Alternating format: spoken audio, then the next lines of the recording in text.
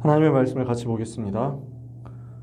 구약성경 에스더 4장 1절에서 16절까지 말씀입니다.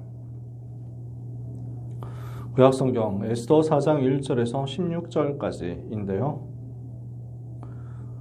찾아보시면 17절까지 읽으면 끝나죠. 그래서 굳이 4장 전체를 읽는데 한 절만 빼놓을 필요는 없잖아요. 4장 전체 1절에서 17절까지 말씀을 같이 읽겠습니다. 모르드게가 이 모든 일을 알고 자기의 옷을 찢고 굵은 베옷을 입고 재를 뒤집어 쓰고 성중에 나가서 대성통곡하며 대궐 문 앞까지 이르렀으니 굵은 베옷을 입은 자는 대궐 문에 들어가지 못함이라. 왕의 명령과 조서가 각 지방에 이름에 유다인이 크게 애통하여 금식하며 울며 부르짖고 굵은 베옷을 입고 재에 누운 자가 무수하더라. 에스더의 시녀와 내시가 나와 전하니 왕과 매우 근심하여 입을 의복을 모르드게에게 보내어 그 굵은 베옷을 벗기고자 하나 모르드게가 받지 아니하는지라. 에스더가 왕의 어명으로 자기에게 가까이 있는 내시 하닥을 불러 명령하여 모르드게에게 가서 이것이 무슨 일이며 무엇 때문인가 알아보라 하매 하닥이 대궐 문 앞 성중 광장에 있는 모르드게에게 이르니 모르드게가 자기가 당한 모든 일과 하만이 유다인을 멸하려고 왕의 금고에 바치기로 한 은혜의 정확한 액수를 하닥에게 말하고 또 유다인을 진멸하라고 수산궁에서 내린 조서 초본을 하닥에게 주어 에스더에게 보여 알게 하고 또 그에게 부탁하여 왕에게 나아가서 그 앞에서 자기 민족을 위하여 간절히 구하라 하니 하닥이 돌아와 모르드게의 말을 에스더에게 알림해 에스더가 하닥에게 이르되 너는 모르드게에게 전하기를 왕의 신하들과 왕의 각 지방 백성이 다 알거니와 남녀를 막론하고 부름을 받지 아니하고 안뜰에 들어가서 왕에게 나가면 오직 죽이는 법이요 왕이 그 자에게 금규를 내밀어야 살 것이라. 이제 내가 부름을 입어 왕에게 나가지 못한 지가 이미 30일이라 하라 하니라. 그가 에스더의 말을 모르드게에게 전하매 모르드게가 그를 시켜 에스더에게 회답하되 너는 왕궁에 있으니 모든 유다인 중에 홀로 목숨을 건지리라 생각하지 말라. 이때 내가 만일 잠잠하여 말이 없으면 유다인은 다른 데로 말미암아 노임과 구원을 얻으려니와 너와 내 아버지 집은 멸망하리라. 내가 왕후의 자리를 얻은 것이 이때를 위함이 아닌지 누가 알겠느냐 하니 에스더가 모르드게에게 회답하여 이르되 당신은 가서 수산에 있는 유다인을 다 모으고 나를 위하여 금식하되 밤낮 3일을 먹지도 말고 마시지도 마소서. 나도 나의 시녀와 더불어 이렇게 금식한 후에 규례를 어기고 왕에게 나아가리니 죽으면 죽으리이다 하니라. 모르드게가 가서 에스더가 명령한 대로 다 행하니라. 아멘. 9월 학원 복음화 넷째 주 말씀입니다. 237 5천 종족에 전달한 언약.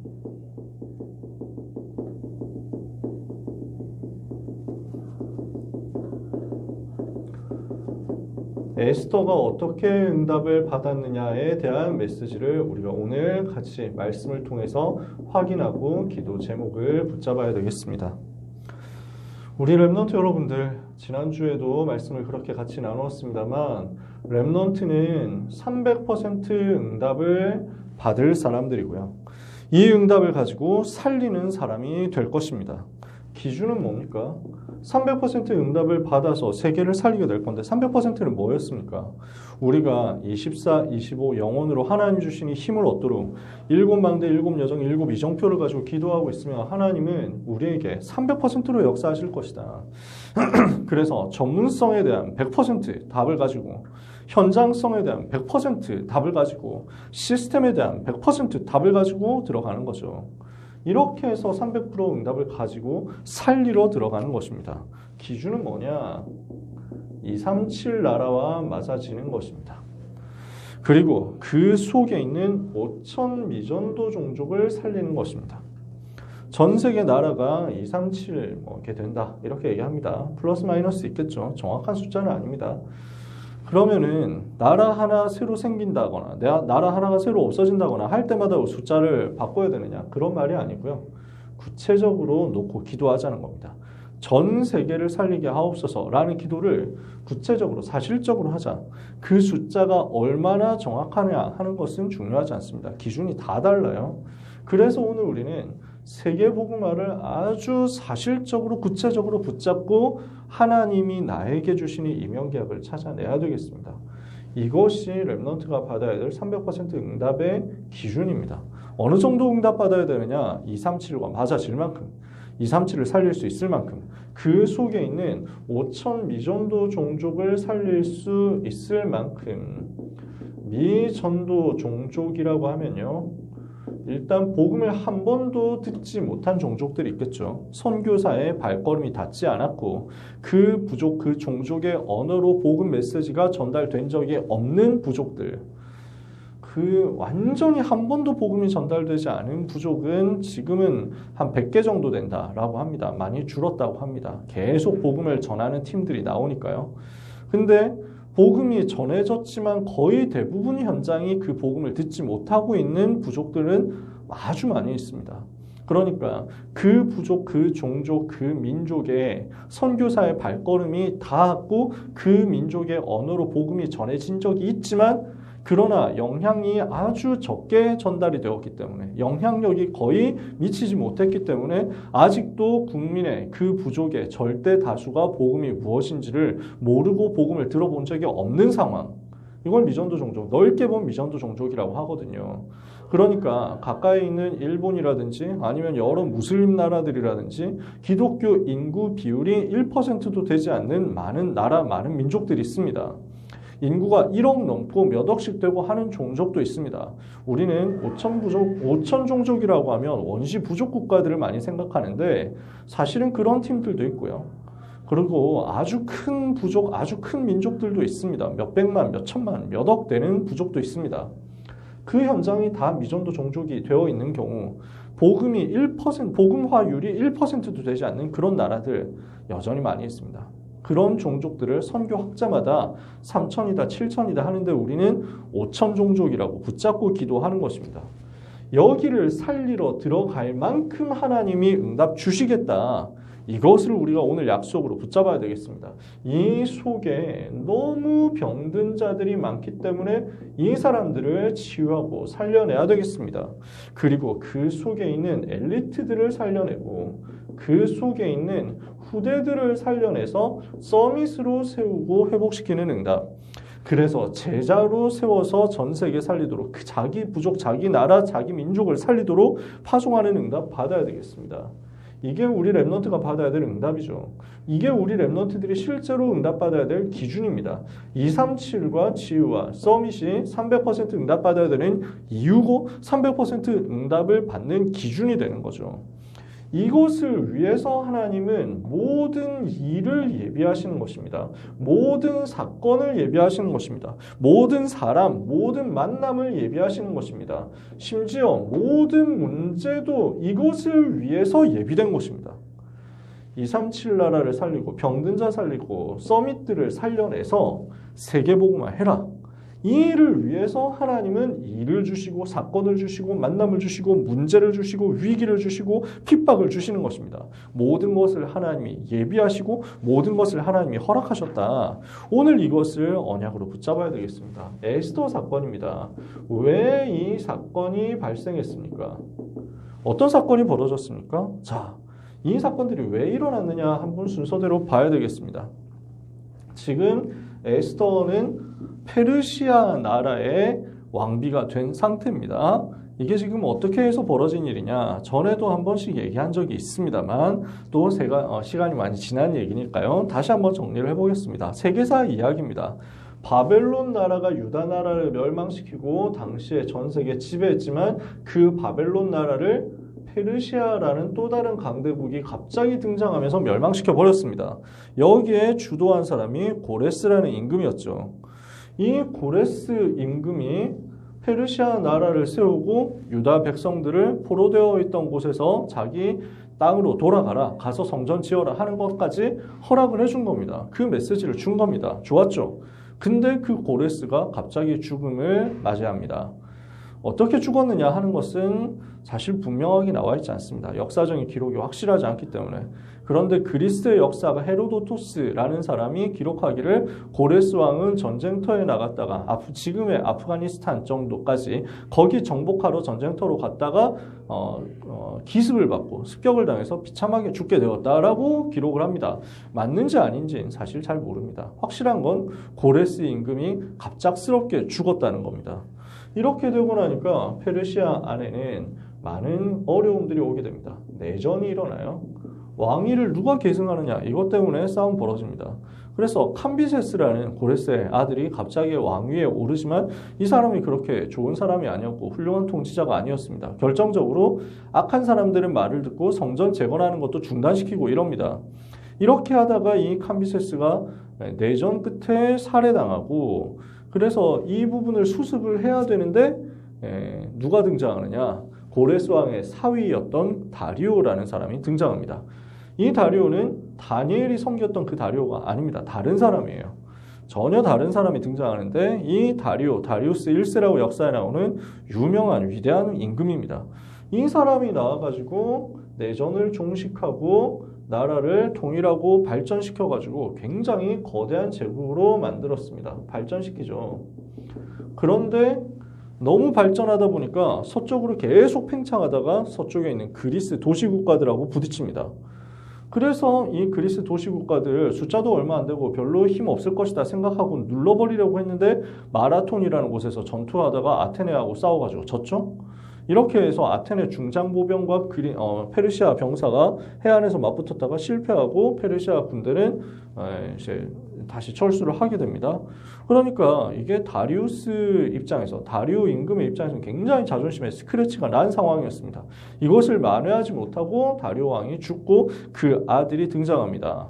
그리스 침공을 했다가 실패하고 나서 여기에 대해서 보복하려고 하는 사람이 등장하는데 그 사람이 이 다리오의 아들인 역사에 나타난 크세르크세스라는 사람이고 우리 성경에는 아하수에로라는 사람입니다. 자, 이렇게 해서 등장한 것이 아하수에로 임금이고 이게 에스더의 남편이 되는 사람이죠. 그래서 그리스에 보복을 하겠다. 그리스를 정복하겠다. 아버지가 하지 못한 그 일을 내가 하겠다. 위대한 일을 할 거다. 라고 생각을 하는 겁니다. 자, 왕들이 쭉 지나갔습니다. 다 기억할 필요 없습니다. 하나님은 시대마다 불신자를 사용하시기도 합니다. 이 사람들이 다 불신자들이었잖아요. 엄청난 일을 이루었는데 마지막에 실패하고 대단한 성공을 했는데 마지막에 무너지고 굉장한 일을 하려고 하는데 어려움에 빠지고 그러니까 위대한 사람들이고 대단한 사람들이었음에도 불구하고 나중에 가면 다 무너지는 거예요. 하나님이 불신자를 쓰시지만 역사의 주인공 따로 있고 하나님이 하실 일이 따로 있거든요. 그것을 다 했다 그러면 그 사람의 존재 가치가 더 이상 없어진 겁니다.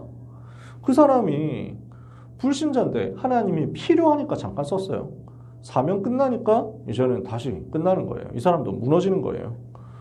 이 상황 속에서 아하수에로 왕은 그리스를 침공하기 위해서 대대적으로 군사작전을 준비합니다. 어마어마한 병력을 준비를 했어요. 수십만의 병력을 준비했다고 역사에 기록되어 있습니다. 그러면은 이 수십만의 군대를 동원하려고 하면 뭐가 필요합니까? 그때는 지금처럼 행정이 시스템이 갖춰져 있고 나라가 일원적으로 행정부에 의해서 컨트롤이 되는 시대가 잘 아닙니다.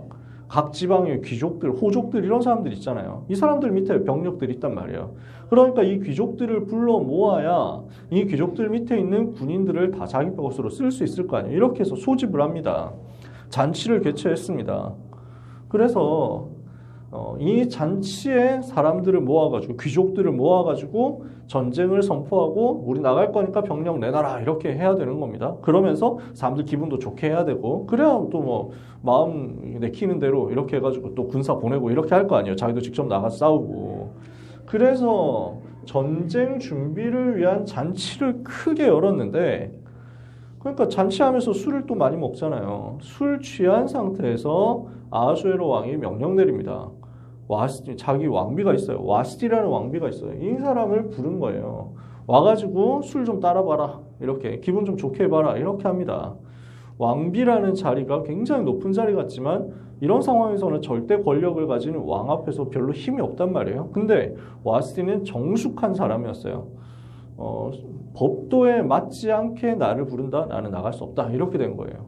그 자리에서 무슨 왕이 정중하게 이제 정확한 절차를 가지고 얘기를 하는 게 아니라 술 먹고 기분 좋아가지고 갑자기 와서 뭐 시중 들어라 이렇게 하는 거니까 아마 왕비는 그냥 배출되는 게 아니죠. 그냥 예쁘다고 되는 게 아니고 가문의 배경이 있고 아주 많이 공부를 하고 자라난 그런 사람들 중에 간택이 되었을 겁니다. 와스티도 그런 사람이었겠죠. 거부합니다. 나는 그런 자리에 나갈 수 없다. 이러니까 이 아하수에로라는 사람이 굉장히 감정 조절이 잘 안 되는 사람이거든요. 즉흥적인 사람, 어떤 면에서는 감정 기복이 엄청 심한 사람이에요. 잔치를 벌여서 이제 전쟁 나가려고 이제 대대적으로 하는 건데 네가 감히 초를 치냐? 이렇게 해가지고 와시티 왕후를 폐위시킵니다. 와시티 왕후 불렀는데 안 온다. 이거 하나만으로 폐위를 시킨 거예요. 그리고 전쟁에 나갑니다. 그래서 욱하는 마음속에서 전쟁터 나갔는데 유명한 살라미스 해전에서 왜 그 전에 있었던 사건이 테르모필레 전투죠. 그 전투에 나가서 스파르타 군대 군 300명하고 싸워가지고 겨우겨우 이기고 돌파해가지고 했는데 결국에 아테네 불 지르는 것까지 성공했지만 아테네 함대를 물리치지 못하고 결국 살라미스 해전에서 졌단 말이에요. 실패했죠. 전쟁에서 패배합니다. 그러니까 이 아하수에로 왕이 엄청 이제 또 허무해지고 공허해지는 거예요. 그래서 이 시간표 속에서 이제 막 강제로 내보낸 와시티 왕후 생각도 나고 어떻게든 했으면 좋겠다 이런 생각 들고 옆에 누가 없다 이게 되게 막 허전하고 이런 상황입니다. 요때 하나님께서 모르드게와 에스더를 준비시킨 겁니다. 자, 지금 굉장히 많은 얘기들을 했잖아요. 역사의 이야기를 쭉 썰을 풀었습니다. 무슨 얘기냐? 하나님이 이 모든 사건을 누구를 위해서 일으켰다고요? 237 치유서 및 사명 감당해서 237 나라 5천 종족을 살릴 이 일을 위해서 준비된 모르드게와 에스더를 위해서 일으키셨다는 거예요. 어마어마한 역사적인 일들인데 세계 역사에는 이렇게 쫙 기록이 되어 있는데 근데 사람들은 모릅니다. 그 세계 모든 역사가 사실은 모르드게와 에스더라는 렘넌트가 있는 그곳을 위하여 하나님이 몰아가신 것이었다는 사실 말이죠. 이렇게 해서 하나님께서 역사의 전면에 이 사람들을 등장시키시는 것입니다. 그래서 모르드게가 왕후가 된 에스더에게 메시지를 전달하는 게 에스더 2장 10절이죠. 유다인임을 말하지 마라. 이게 무슨 의미가 있습니까? 이게 왜 중요합니까? 여러분, 고레스 임금이 포로 귀환 명령을 내렸습니다. 페르시아를 건국한 고레스, 키루스 2세라고 역사에 기록되어 있죠. 이 사람이 포로에서 돌아가라 이렇게 했는데요. 그 돌아간 사람들, 유다 땅으로 돌아가서 성전 재건한 사람들도 있었고 그리고 유다 땅으로 돌아갈 수 없고 이 땅에서 이미 기반이 잡힌 사람들도 있었어요. 바벨론 땅, 페르시아 땅 곳곳에 흩어져가지고 그곳에서 기반 잡고 237을 살리기 위해서 강대국 살리기 위해서 남아있는 사람들도 있었어요. 그중 한 사람이 모르드게였단 말이에요. 남은 제자 중에 한 사람이 모르드게고 그 모르드게의 사촌 동생이 에스더였어요. 그러면 이 사람들은 어떤 사람들이었냐? 다니엘과 세 친구 이후에 일어난 제자들의 세대입니다. 제자들이 또 제자를 세우고 그 제자들이 또 다른 제자를 세우는 거예요. 다니엘은 BC 530년 정도에 아마 천국에 갔다. 이렇게 보통 학자들이 생각을 합니다. 주님 오시기 전 530년 전이란 말이에요. BC, 비포 크라이스트. BC 530년에 세상을 떠난 다니엘. 그리고 왕비가 된 게 BC, 에스더가 왕비가 된 게 대강 계산을 해보니까 BC 479년 뭐 이 정도 됩니다.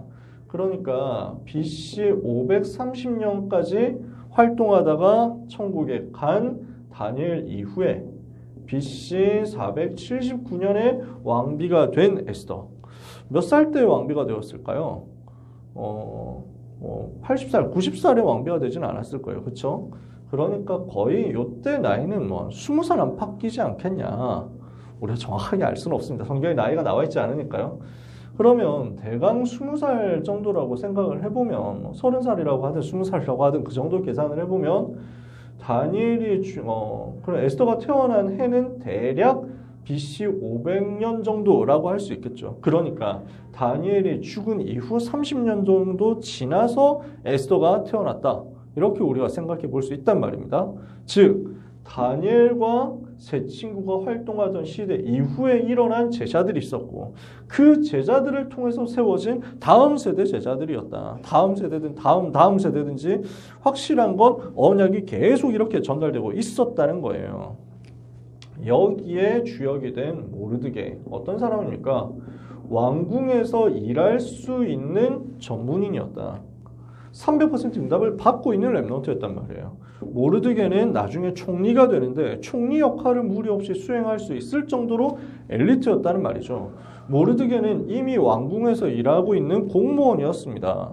그러면서 왕에게 아주 충성하는 사람으로서 아하수에로 임금의 암살 음모를 감지하고 이것을 고발해가지고 암살을 막아낸 충성스러운 사람이었습니다. 왕궁에서 일을 제대로 하는 300%의 사람이었다는 거죠. 그 모르드게에게 언약을 전달받은 사람이 에스더입니다. 제자로 세워졌단 말이죠. 제자가 제자를 낳고 그 제자가 또 다른 제자를 낳는 언약의 배턴이 계속 전달되고 있었다. 그러는데 지금 이 사건 속에서 왕후를 새로 뽑겠다 하는 거예요. 아하수에로 임금이 허무해지고 공허해진 그 빈틈을 타서 주변에 있는 신하들이 이제 의견을 올리는 겁니다. 왕비를 새로 뽑으시죠. 지금 아하수에로는 마음이 어느 정도냐면 와스티 다시 불러올까 이런 정도입니다. 근데 와스티 폐위하자고 바람 넣었던 신하들 입장에서 불안합니다. 다시 돌아오면 안 될 것 같거든요. 이러니까 어떻게 합니까? 새로 세웁시다. 그래서 왕후 간택이 벌어지는 겁니다. 그 왕후 간택 사건 속에서 에스더가 뽑혀 들어가는 거예요. 여러분 조선시대에 왕비를 뽑는다 하면요. 전국에 결혼 금지령이 내려집니다. 그리고 조금 괜찮다 하는 사람들은 전부 다 추천 올라가가지고 이제 심사 들어가는 겁니다. 그렇게 해서 아마 에스더도 뽑혀서 들어갔을 거예요. 왕비가 된다라는 게 좋은 일일 수도 있지만 개인적으로 별로 안 좋은 일일 수도 있습니다. 굉장히 고생 많이 해야 돼요. 왕궁 속으로 들어가서 남편 만나기도 쉽지 않아요. 근데 지금 하나님이 에스더를 이곳으로 부르셨단 말이에요. 여기에 모르드게가 전달한 거죠. 이 사건 속에서 언약을 왕후가 된 에스더에게 전달하는데 모르드게는 뭘 봤냐? 모든 일 속에는 하나님이 계획하시는 것이 있다. 하나님이 이유가 있기 때문에 이 일을 행하신 것이다.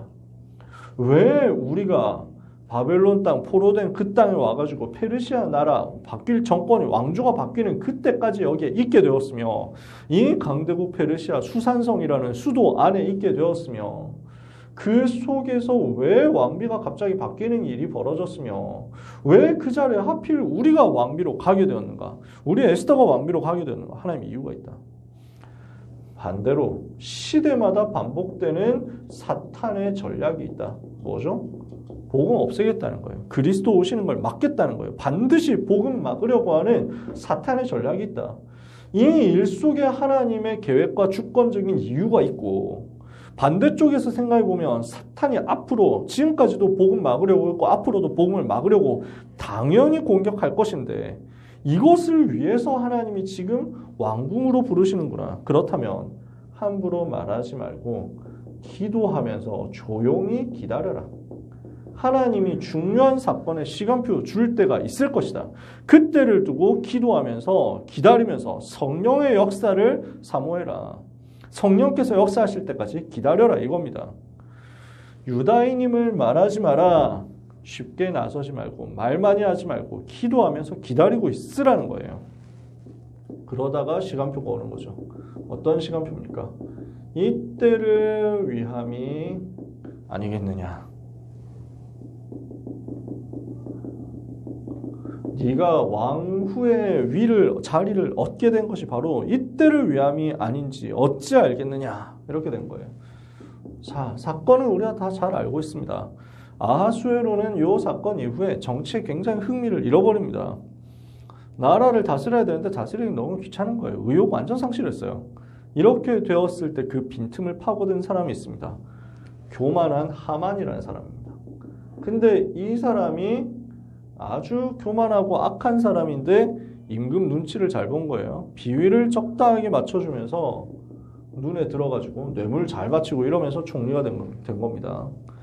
임금도 돈이 막 자기 마음대로 무한하게 넘쳐나는 게 아니에요. 그러니까 밑에서 누가 갖다 바친다 이러면 좋아합니다. 중국에서도 황제들이 돈 없어가지고 관직 팔고 이랬잖아요. 우리나라도 마찬가지고요. 그러니까 돈이 뭔가 사치를 부리고 자기 마음대로 방탕하고 타락하고 하려고 해도 돈이 다 필요한데 하만이라는 사람이 이런 거 다 갖다 바친 거예요. 이러니까 이거 얼마나 교만에 빠졌는지 나중에 보면은 자기가 왕의 옷을 입고 행차를 하고 왕의 행세를 하겠다 이렇게 막까지 얘기를 하는데 왕이 이걸 제지를 하지 않는다니까요. 그러니까 별 생각이 없는 거죠.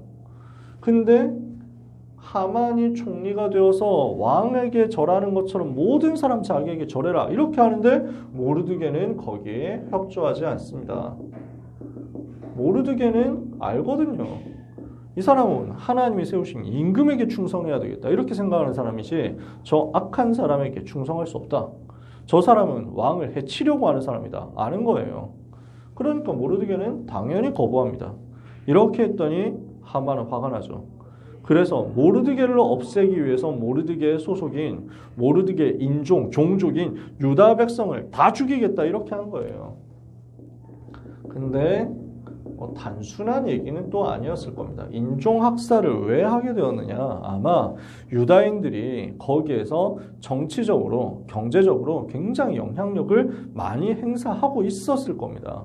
응답받은 렘넌트들이니까 곳곳에서 300% 응답받으면서 페르시아 땅에서 주역이 되어가고 있는 거예요. 이걸 하만은 기분 나빠한 거죠. 모르드게 한 사람이 기분 나쁜 것을, 모르드게 한 사람이 자기에게 거역한 것을 보고 그 한 사람을 죽이는 것으로 끝내는 게 아니라 이 기회에 저 모르드게뿐만 아니라 저 종족들 자체를 없애야 되겠다. 그리고 저것들 재산을 다 빼앗아야 되겠다. 이렇게 생각을 하게 됩니다. 그래서 정치적인 목적이 있었을 텐데 하지만 진짜 이유는 어디 있습니까? 마귀의 전략이에요. 그리스도께서 오실 길을 막으려고 하는 사탄의 목표입니다. 사탄의 간사한 꾀가 그 속에 들어있었던 겁니다. 이렇게 해서 유다인들을 다 죽이기로 결정하고 왕에게 보고해서 왕도 도장 찍어주고 몇 월 며칠에 죽일 것인지 다 정해놨습니다. 불임절로.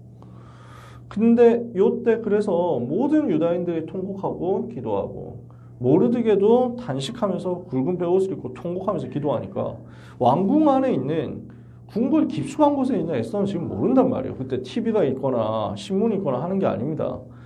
왕궁 안에 있는 정치에 대해서는 왕비가 전혀 컨트롤하지 못하고 간섭하지 못하도록 막아놓는 것이 고대 왕조 국가에서 많이 있는 일입니다. 왜냐? 외척 세력이 함부로 틈타면 안 되니까 왕권을 이제 막 혼란시키면 안 되니까 이렇게 막아놨단 말이에요. 에스더는 모르고 있다가 지금 모르드게가 이렇게 한다는 얘기를 듣고 왜 그러고 계십니까? 옷 좀 제대로 된 거 입으세요. 왜 슬퍼하세요? 모르드게가 이 사실을 알려줍니다. 그러면서 네가 왕에게 가서 이 문제를 좀 해결해야 되겠다. 이렇게 얘기를 하는 거거든요. 그러니까 에스더가 얘기하잖아요. 법에 따라서 왕 앞에 함부로 나갈 수가 없습니다. 왕의 부름 없이 나가면 반드시 죽임을 당합니다. 내가 왕의 부름 받지 못한 지가 30일이 넘었습니다. 내가 지금 나갈 수 있는 상황이 안 됩니다. 알려줬죠? 그러니까 모르드게가 뭐라고 합니까? 네가 왕비의 자리를 얻은 것이 이때를 위함이 아닌지 어떻게 알겠느냐? 네가 나서지 않으면 하나님은 다른 손을 통해서라도 유다인을 구원하실 것이다. 왜? 그리스도께서 오셔야 되니까. 복음이 계속 흘러가야 되니까. 그리스도께서 유다 백성으로 오실 것인데 제국 안에 있는 유다인 다 죽인다? 아브라함과 다윗의 자손으로 오실 그리스도 길을 막겠다는 것 아니냐? 그럴 수 없으니 하나님 반드시 구원하실 것이다. 그러나 너와 너의 집은 멸망하게 될 것이다. 그렇게 되어야 되겠느냐? 하나님이 너를 이 자리에 있게 한 이유가 바로 이때를 위한 것이 아니냐? 이렇게 시간표를 전달하는 거죠. 그러니까 에스더가 어떻게 합니까? 나를 위해서 기도해 주십시오. 수산에 있는 모든 유다인들을 모으고 사흘 동안 금식하면서 나를 위해서 기도해 주십시오. 금식하면서 전체가 합심하여 영적 싸움을 하도록 집중하고 하나님을 바라보도록 부탁한 겁니다. 나도 그렇게 금식하며 기도하고 왕에게 나아가리니 죽으면 죽으리이다. 생명을 걸기로 결단한 겁니다. 죽으면 죽겠다. 어떤 결과가 나왔습니까? 성령께서 역사하시죠. 흐름이 완전 바뀌는 겁니다. 왕이 갑자기 에스더를 보고 너무 감동받아가지고 에스더를 살려주는 것뿐만 아니라 모든 것 다 주겠다 이렇게 나온단 말이에요. 에스더가 지혜롭게 해가지고 하만의 음모를 폭로하고 하만은 꺾여버리고 자, 모르드게를 죽여서 매달려고 했던 그 장대 자기가 매달리죠. 하만은 죽임을 당하고 유다인은 구원과 승리를 얻고 모르드게는 총리가 됐습니다. 성령의 역사로 모든 것이 뒤집어지는 승리가 임한 것입니다. 이게 왜 그렇습니까? 사탄의 전략을 하나님께서 직접 꺾으신 거죠. 그리스도께서 오실 길을 사탄이 막지 못하도록 하나님께서 직접 손으로 역사하신 거죠. 이것이 온 나라 모든 민족에게 강대국 페르시아 안에 있는 그 모든 나라 모든 종족 현장에 237 5천 종족 그 시대 237 5천 종족 현장에 다 전달된 겁니다. 왕의 명령을 통해서요. 우리는 언약을 같이 붙잡아야 되겠습니다. 모든 것을 역전시키는 증인으로 서야 되겠습니다. 하나님은 지금도 이 일을 행하실 수 있습니다. 그래서 이날을 우리가 부림절이라고 알고 있죠. 부림이라는 말은 제비 뽑는다, 푸르라는 말입니다. 그래서 푸림, 원어로는 푸림 이렇게 되어 있습니다. 요 부림이라는 날, 제비 뽑아가지고 유다인을 학살하기로 했던 그 날인데 이게 뒤집어져서 유다인은 다 살게 되고 죽기로 했던 날에 오히려 죽지 않게 되고 원수를 갚는 일이 벌어진 거죠. 사망에서 생명으로 옮겨지게 된 겁니다. 슬픔이 변해서 기쁨으로 바뀐 겁니다. 죽어야 되는데 오히려 승리하게 된 겁니다. 완전히 뒤집어진 거예요. 운명이 바뀌는 거죠. 운명이 완전히 뒤집어지는 역사가 일어났습니다. 오늘 우리에게 하나님은 이 일을 일으키시겠다라고 하는 것입니다. 여러분이 언약 잡으면 하나님은 여러분을 부림절에, 이 시대 부림절에 증인으로 세우실 것을 믿으시기 바랍니다. 오늘 우리가 원래 죽어야 할 사람이었습니다. 그 죽어야 할 운명이었는데 우리는 예수 그리스도로 말미암아 살게 된 것을 누려야 되겠습니다. 아, 내가 예수 그리스도로 말미암아 죽어야 될 운명에서 해방되어서 살아나게 되었구나. 요한복음 5장 24절에 누구든지 내 말을 듣고 또 나 보내시를 믿는 자는 영생을 얻었고 심판에 이르지 아니하나니 사망에서 생명으로 옮겼느니라. 로마서 8장 1절 2절 그러므로 이제 그리스도 예수 안에 있는 자에게는 결코 정죄함이 없나니 이는 그리스도 예수 안에 있는 생명의 성령의 법이 죄와 사망의 법에서 너를 해방하였음이라. 우리가 이렇게 옮겨져 버렸어요. 사망에서 생명으로 빠져나온 거예요. 두 번째, 우리가 가는 곳마다 사망에 빠진 자를 생명으로 건져내는 역사. 우리가 가는 곳에 운명에 잡힌 사람을 건져내는 운명 바꾸는 역사가 일어나도록 같이 기도해야 되겠습니다. 그러면서 사탄의 전략을 완전히 무너뜨리는 역전시키는 증인으로 현장에 서도록. 그래서 하나님은요, 이 일을 지금도 행하시거든요. 내게 와 있는 실패, 내게 와 있는 환경, 내게 와 있는 모든 문제를 전부 응답으로 뒤집어 버리는 것입니다. 하나님은 이 일을 행하실 수 있는 좋으신 하나님이요 능력의 하나님이십니다. 그래서 이 응답을 받도록 하는 열쇠가 어디에 있습니까? 여기 있습니다. 전체가 금식하면서 집중하고 하나님 바라본 거예요. 요 집중 속에서 우리에게 요 일이 벌어지게 해달라고. 이렇게 하면 우리에게 일어나는 응답이 부림절과 같은 작품이 되어서 237 나라와 5천 종족 현장에 전달되게 될 것입니다. 여러분에게 임한 역전의 응답을 237 5천 종족이 다 알게 될 수 있을 만큼 그 현장에 전달할 수 있을 만큼의 작품으로 남기는 역사가 시작되기를 바랍니다. 작은 것에서부터 하시면 됩니다. 오늘 하나님이 주시는 이 승리의 약속이 여러분에게 그대로 성취되어서 237 5천 종족을 살리는 응답의 열매로 나타나게 될 것을 믿고 이 언약 붙잡는 여러분에게 하나님의 역사 임하는 것을 체험하게 되기를 예수 그리스도 이름으로 축복합니다. 기도하겠습니다. 하나님 감사합니다. 모르드게와 에스더를 준비하사 이 시대에 복음을 막으려고 하는 사탄의 전략을 무너뜨리고 환난과 핍박 속에서 모든 것을 역전시키는 하나님의 증거를 체험하게 하셨던 것을 우리로 하여금 알게 하시니 감사합니다. 동일한 응답이 우리에게 임하게 하여 주옵소서. 300% 응답 가지고 237 치유 서밋의 응답을 받게 하여 주시옵시며 237 5천 종족에 전달할 수 있을 만큼 사망에서 생명으로 옮기시는 그리스도의 은혜의 복음의 비밀을 마음껏 누리며 증거하며 전달하며 작품으로 증거할 수 있게 하여 주시옵소서. 이를 위하여 생명 걸고 집중하는 영적인 서밋들이 되도록 하나님의 자녀들을 축복해 주옵소서.